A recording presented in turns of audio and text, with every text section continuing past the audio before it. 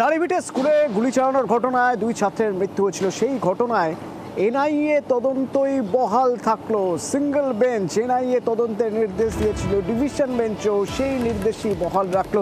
অর্ণব প্রতিনিধি আমার সঙ্গে রয়েছেন, আরো বিস্তারিত বলতে পারবেন। অর্ণব, সেক্ষেত্রে কি পর্যবেক্ষণ, কেন এনআইএ তদন্তই বহাল থাকলো?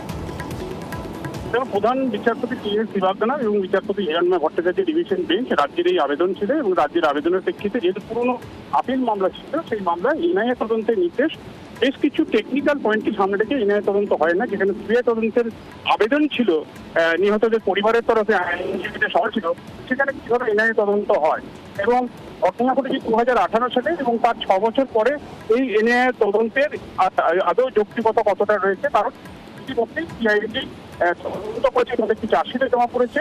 এই অবস্থায় তদন্তের টেকনিক্যাল পার্ট, পদ্ধতিগত বিভিন্ন ফাঁকফোকরগুলো নিয়ে রাজ্য বারবার সওয়াল করছিল।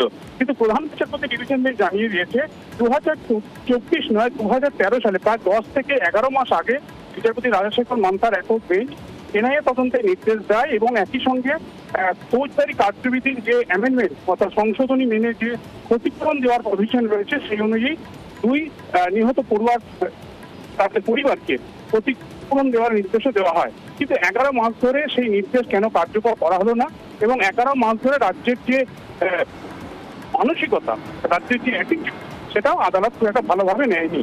এই প্রেক্ষিতে প্রধান বিচারপতি ডিভিশন বেঞ্চ সিঙ্গেল বেঞ্চের এনআইএ তদন্তের নির্দেশের ওপর এবং একই সঙ্গে যেহেতু নির্দেশ কার্যকর হয়নি, গত 15ই মার্চ বিচারপতি রাজশেখর মান্তা কিন্তু আদালত অবমাননা রুল জারি করে এবং এটা এডিজি, সিআইডি, স্বরাষ্ট্র সচিব সহ 100 আধিকারিকদের বিরুদ্ধে, রাজ্যের শীর্ষ আধিকারিকদের বিরুদ্ধে এই রুল জারি হয় এবং সেটা শুক্রবার দিন শুনানি রয়েছে।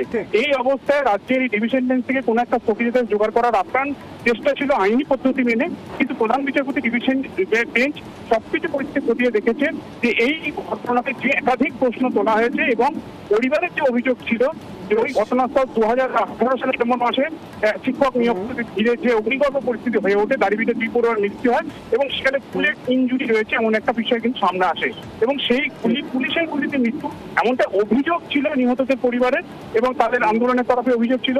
কিন্তু আমাদের তদন্ত এখনো পর্যন্ত কার গুলিতে মৃত্যু হয়েছে এটা এখনো স্পষ্ট নয়। সেই জায়গা থেকে তদন্ত রাজ্য সরকারের যে এজেন্সি অর্থাৎ সিআইডির হাতে রাখা সিঙ্গেল বেঞ্চ পর্যবেক্ষণ ছিল, সেই নির্দেশটিকে বহাল রেখেছে। কোনো হস্তক্ষেপ এই মুহূর্তে করা হয়নি, কাজে